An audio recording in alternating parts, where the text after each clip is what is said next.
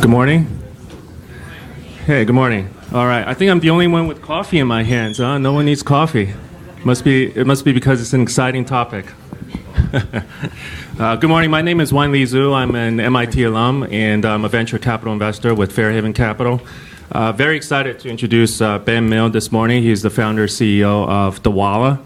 Dwolla is a new payment network that allows businesses and consumers to move money safely, quickly, and at a low cost. The company has raised over $32 million to date from investors including Andreessen Horowitz and Union Square Ventures. Dwolla has been named by Fast Company as one of the world's 50 most innovative companies, and for his work, Milne has been recognized by Forbes magazine as a Disruptor of the Year, named by Goldman Sachs as one of the 100 most intriguing entrepreneurs, and honored by MIT Technology Review in its annual Innovators under 35 list. So from that, we know Ben is disruptive in a good way. He is intriguing. Thanks. And he is under the age of 35. So please welcome Ben Milne. Good morning, guys. So Ben, why don't we kick off with this, which is, I always wondered, why is this so expensive and so painful to move money and to pay people in the existing financial system today? Maybe you can describe to us why it's structured this way, so to set the context for everyone. You know, I think that if we sort of just back up and look at sort of how digital payments came to be in the United States, how many people around when like the ACH system was actually created? Right. Like, it's not, you ask the question of how many people have a credit card in your wallet or a plastic card at all, right? I would guess every single person in the room has a plastic card. The sort of underlying system that we have in the United States, ACH and FedWire, are pretty much built to electronify checks that we used to mail across the country. This was done 30, 40 years ago, and it's still the batch-based kind of plain text system that runs the entire economy. And everything that's pretty much been built for the last 30, 40 years has been built on top of it. So you know what happens when you build on top of a creaky foundation? Well, the foundation doesn't really move. It just kind of gets... the weight of everything just goes right on top of it. So we're still using sort of the same systems that were created 30, 40 years ago, and all the new innovations, even though they have a great user experience, carry with them all of the same costs and infrastructure problems that, payment systems had 10 years ago. They're just getting more proliferated now. Well, tell people a little bit about who are the key entrenched players in this space in terms of the large financial institutions, because they're banks, they're payment processors. I think a lot of people kind of are shocked when they learn that there's so many layers involved. Maybe just give people a little bit of color. Yeah, so I think it even goes a bit deeper, a layer deeper than the banks to the Federal Reserve Bank operates clearing systems, ACH and FedWire. Those are the ones that pretty much run the economy. They operate about $630 trillion annually in U.S. volume alone. When you look at the clearinghouse, which is one of their competitors, it was built so that the Federal Reserve Bank wouldn't have a monopoly on sort of the payment system in itself. I don't know how much volume they do, but the volumes are astronomical. These are big old businesses that are operating essentially as utilities. You know, the Fed returns its profits back to the Treasury, and I don't really know where the clearinghouse's margins go. But essentially, same technology, pretty old stuff. And as we look at sort of the next initiative of the faster payments, has anybody been following the Federal Reserve's faster payments initiatives? So basically, they're looking at redoing the whole damn thing. From the ground up, what's it going to look like? It's maybe a 10-year project, and everybody right now is kind of talking about what the next evolution looks like. And Dwolla just happens to be one of the only companies that really has a real-time system up and running, doing cross-bank settlement in real time. So tell me how Dwolla is solving this pain point. How does it work? You log on today and you can send money to anyone, but they've got to be in your network. Is that right? They don't need to be. We have a consumer brand that if you go to Dwolla.com, you can utilize it. You can move money from point A to point B. No matter where you bank, you can utilize it. And so that brand doubles about year over year in volume. And so it's a good base, and we'll continue to grow on it. Our core technology is a technology called FiSync. And what it does is it takes our real-time core engine and extends that to a financial institution's core system. It allows us to tap into that core system over the internet and essentially facilitate real-time transactions between financial institutions by simply being an interoperability protocol between them. So as everybody knows, banks sort of hold money in databases called cores. The cores are essentially holding money in a digital format. So the money, I don't want to say is not necessarily real because it's real. It's a value in a computer with a very important archetype in front of it. However, these big databases just need a simple way to talk between themselves, and that's what we provide to the marketplace with FiSync. And what is it about your model that allows you to do this at a much lower cost and quicker and safer than existing financial institutions? You know, what gives you the cost advantage? Let's maybe start there. Because it's the internet, man. Yeah. Like, thank God, internet. You know, as long as you can teach the internet to talk between two computers, as everybody in the room knows, getting computers to talk to one another is not difficult. Getting computers to talk to one another in a secure and trusted way between financial institutions is a little bit more difficult of a problem. And so what we did was we built our protocol to allow us to do that. We got financial institutions to join the network as members with consumers, businesses, and even the federal government. And essentially, the transaction itself has zero marginal cost because it's really just bits. Have you guys ever looked at like the amount of data in a header in an email? Like the header in an email has more data than $1 trillion transaction. Like it's not a heavy amount of data, it's just trusted. Gotcha. So maybe let's talk about your founding story because I think it's really interesting. You started the company in Des Moines, Iowa, and I had to go on Wikipedia and take a look at, what is it about Iowa that make it a startup ecosystem there? And I found that there's actually a fair amount of financial institutions there, especially insurance companies. So tell us a little bit about the inception of the company. In fact, you raised money in kind of the 2008, 2009 timeframe to get the business going. So give us a little bit of background story because I think it's quite unique.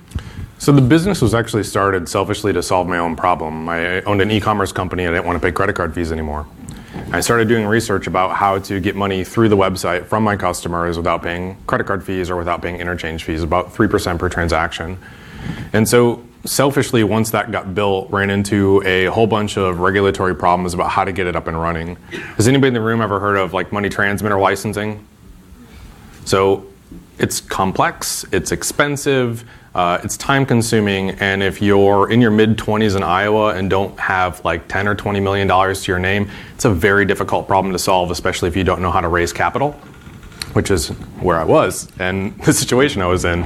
But I worked with a financial institution in Iowa to create a different business structure that allowed financial institutions to join the network as a member and provide banking service to participants who would join on the other side. So it allowed Dwolla to be a software layer that sits in between all the participants on the network with sort of that real-time core. And over time, that model has continued to build itself out and has resulted in, thankfully, enough financing to continue to build the business. And we just signed on and launched with our third financial institution partner, which was BBVA. And right now we're working on adding the third or the fourth, fifth, and sixth. Tell us about how you crossed the hurdle in earning consumer trust as an early stage company back when you started, because that's really a common challenge amongst fintech startup is you're dealing with people's money here and there's really no room for error. So how do you earn that consumer trust and establish yourself as a new brand? So originally I went old school. I went door to door. I shit you not, man. I'd buy you coffee, buy you beer, talk to you for an hour about it. I'd go to meetups and hangouts. I'd ask for hours about what people did. I'd wait for them to ask me what I did, and then I'd tell them. That's it. That's how I got early press. That's how I got early meetings. I just did it tirelessly, and that's how we got probably our first 1,000 customers. I went in the hole probably 70 grand personally. No one was transacting, but like in the beginning, you just got to eat it. There's no simple way. People just have to know that you're not going to take the money and run. And when things get difficult, I think you continue to prove over and over that you're just not going anywhere. And over time at MIT or elsewhere, I'll put my name on it. You know, if we screw it up, my name's on it. If we get it right, my name's on it. I'm not hiding behind anything. It's just, well, you know what it is. Like either believe me or you don't. Let's move on. I love that. Put that in the pitch deck, guys. Door to door. Now, the market has changed a lot since you started the company, and there is a lot of activity in the payment space and in the fintech space in general. A lot of companies raise a lot of money. Give us a little lay of the land in terms of what types of solutions are out there now, because we've all heard of Stripe and Braintree, and of course PayPal's been around, and now you got Venmo. So both on the B2B side and on the consumer side, significant activity, a lot of noise. Tell us what's going on. Paint the landscape and tell us the trends that really matter here. I think there's a few interesting sort of ways to look at it. One is you have things that are being built on top of the payment stack. And those are people reselling or basically buying from financial institutions with pretty standard products. Gateways, processors, so on and so forth. That's pretty much anything that you put a card number into. So they're innovating on user experience and a lot of times on risk. But they're absorbing all the costs and risks of sort of the old systems because they're operating in that world. There's nothing wrong with it. There's a lot of margin there. And then you have sort of these infrastructure plays, which is really where Dwolla is functioning, is how do we take sort of 5 or 10 days of transaction times between participants around market infrastructures and create new efficiencies that drive billions of dollars in value, and then basically roll that up and actually provide that infrastructure to those companies that are building great user experiences. And then you have sort of like this other trend of building outside all of that, which is, Bitcoin, which even if you look at that separately as two different things, a currency and then a network. There's a lot of different applications there that may actually start coming into play around other securities or other assets, outside of money, like actual securities like T-bills and so on and so forth. So, these systems are all technically payment systems, but they're just so very different. And so I think you need to look at each one in isolation, alone, to sort of see what problem it's trying to solve, and then sort of look at it as a greater constellation in terms of how it all, kind of evolves and affects one another. So I think we're going to get ready for some Q&A in about a few minutes. If folks are interested, have questions, if you can line up next to the microphones on either side, we'll get that going at the audience Q&A going in a few minutes. Ben, I also want to dig into one more thing here, which is people who haven't kind of done stuff in the fintech space or financial services space kind of overlook the regulatory requirements on even the startups themselves to operate from a compliance perspective. Companies that are in the transactional nature have to kind of be aware of things like reserve capital sometimes. So it's a little different on the institutional side versus the consumer side. Maybe just give us, without boring us with actual legal regulations, but just give us a little color on how you're structured to handle the legal and regulatory requirement in order to even do business in this space, so people know. There is no simple answer to this. Unfortunately, that's just it. Regulation early and often. Dwolla has multiple people on staff that work inside of those issues specifically.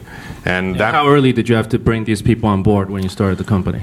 So prior to the company even launching into a beta program in Iowa, I acquired a money transmitter license in Iowa and went through all the sort of rigmarole personally. So initially that was me. I was calling the regulator saying, "Hey, Stuart McKee, man, what should I do?" He's like, "Dude, get the license, So I did. That's it. If you don't have someone on staff to handle it, then it's your responsibility to handle it. And then you hire people that are smarter and better at it than you, hand it off and get out of their way and entrust them to do their job. And that's exactly what I did, and I think that was the right way to do it. And did it affect how much money you needed to raise early on in order to plan for all of that and to support all of that? It did dramatically after we decided on that other structure. After we figured out how to work with financial institutions to actually be sort of a partner that could empower their revenues and sort of increase their profits and actually help them as a new network, we figured out that we didn't actually need to get those licenses if we structured ourselves in a certain way. So the cost savings was the difference between $10 million in order to get out into the marketplace versus $1 million in operating capital and no $10 million. That makes it a lot easier to fund the company. So I'll ask one more question, then we'll flip it over to the audience. Tell us what the next year, 2 years, or 5 years look like for Dwolla. What kind of exciting stuff is coming out of the company? Well, we actually just released our third bank, and I think that's really the most exciting thing because it means that anybody who qualifies for a DDA, which means a routing number and account number issued by the federal government through a financial institution, for the first time the market actually can go get a real-time connected DDA. Like, this is the thing that all these white papers are about. How do you hypothetically do this? We can actually show you how it actually works, and it's available through BBVA. And so we're going to take that to more financial institutions. We're going to apply it to market infrastructures. The Chicago Mercantile Exchange, which is a great market infrastructure, invested in the company about 3-4 months ago. We're working on some things with them. And I think that's just going to unfold. We're going to bring people a lot of value, bring on more banks, and hopefully bring on a lot more consumers and businesses. Gotcha. So more coverage, lower cost, greater convenience. That's the idea. Okay. I like that. Okay, so we have some audience questions. Are we supposed to line up at the microphones, or? Yes. If people want to. So my question would be, for someone looking to start a company in the fintech space, what was your biggest pain point? Was it the dealing with regulators, dealing with the banks, being a new entrant into a huge market dominated by PayPal. Can you expand on that a bit? So the biggest pain point is time. Like, it's complex. There is no shortcut. It's time. You take shortcuts, you end up with fines, and you end up in jail. Like, those both suck, right? So I think that the issue there is simply that compliance, if you think about it as software rules, each programming language has its own set of rules. If you go outside those rules, the software doesn't work. There's a map to it. Compliance and regulation is just non-software based mapping. So if you look at it as a map of how you operate, you'll actually have a massive competitive advantage, and you'll see a lot of people, I think, go by the wayside, or they'll get themselves into acquisitions because they haven't figured it out, and they end up just sort of not being competitors and rolled up into a bigger company. And so the way that I look at it is time is just the biggest hurdle, and there just is no shortcut. All right, thank you. Sorry about that. Thought you were an organizer. Sorry. Thanks, Ben. It's very interesting. I was just wondering now, if I got it right, that you're saying real time you can transfer money through your network. So how do you, if a bank is not a member, so then you use a standard one to overlay that to get there? Right. Is that right? Right. So how do you make it real time then, unless you use you can use the debit card network for the small amounts. But So for the big amounts, how do you do that? So we run our own rails. And so whether or not it's $1 trillion or a penny or $100, we literally run our own rails. When we do sort of an end-to-end debit and credit, it's not on ACH, it's not on PIN debit, it's not on Visa, it's not anything. It settles at about 500 milliseconds. And so you can do sort of end-to-end. I think Visa's network is like, what is it, OTS, OTC? I'm getting the acronym wrong, I apologize. The last time I heard, that was somewhere around 10 to 30 minutes to settle those transactions, and then you're working around sort of these other network operating rules, which means it doesn't exactly have the same advantages for market infrastructure and so on and so forth. Pretty good for kind of individual person-to-consumer payments, or maybe even P2P, but not so good at the sort of scaled applications. So, sorry, go ahead. No, I'm just wondering now, so even the debit card network, there is a one day, it's the bank that stands behind your amount. They say, okay, Yep. you give it real time, that's fine, but it settles the next day actually within the banks. So I was wondering, if you're doing real time with you, who stands behind that? So this is a bit of a paradox, because in a real-time environment, money is where it's supposed to be when it's supposed to be there, right? You're not offsetting it by issuing a credit. Yeah. The money is actually where it's supposed to be. So you actually have an element of good funds, which you can't get with the current payment systems, which is a little bit different when you're thinking about how to manage risk, especially at sort of systemic levels, or look at what happens when this bank goes upside down, or so on and so forth. And that's just what it is. Like, in a real-time environment, the money is where it's supposed to be. You're not offsetting anywhere. right, but the bank has to accept it. You're right, the bank does have to accept it, but when they join the network, they agree to network operating rules and a business agreement around how we actually manage the money between the network, where the banks have essentially these core systems where they're trusted closed ledgers, right? Then Dwolla operates this real-time ledger on the in-between that just kind of records the communication between the banks and feeds back to them what's happening.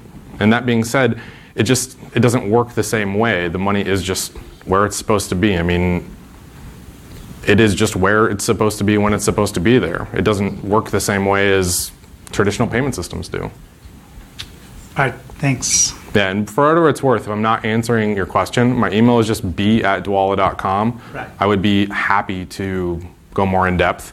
And if I didn't answer it, I'll try again. All right, thanks. All right, thanks, man.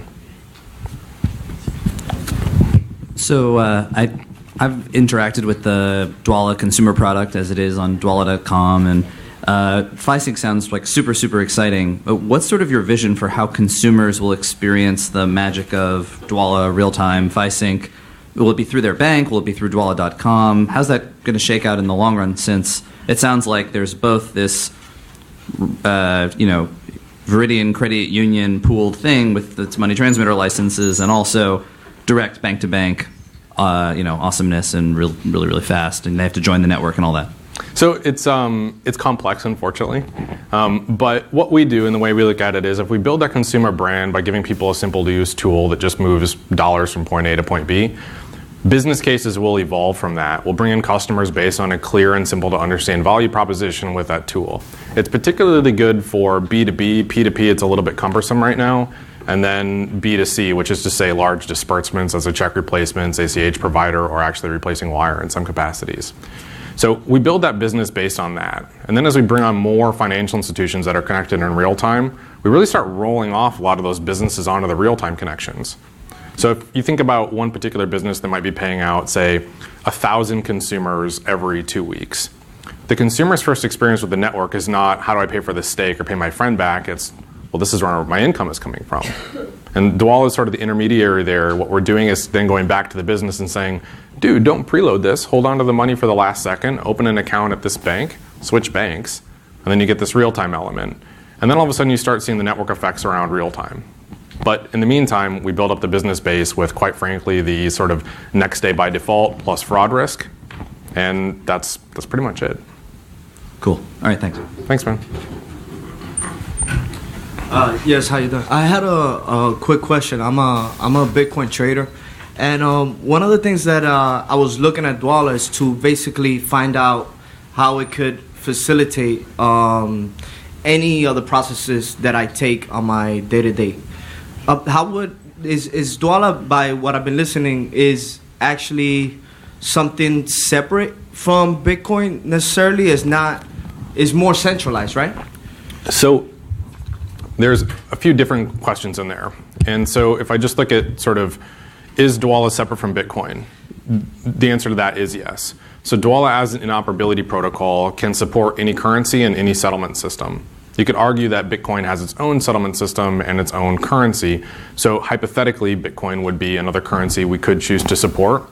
But I think when we move into those other currencies, we'll also look at international currencies like the won and the euro and so on and so forth.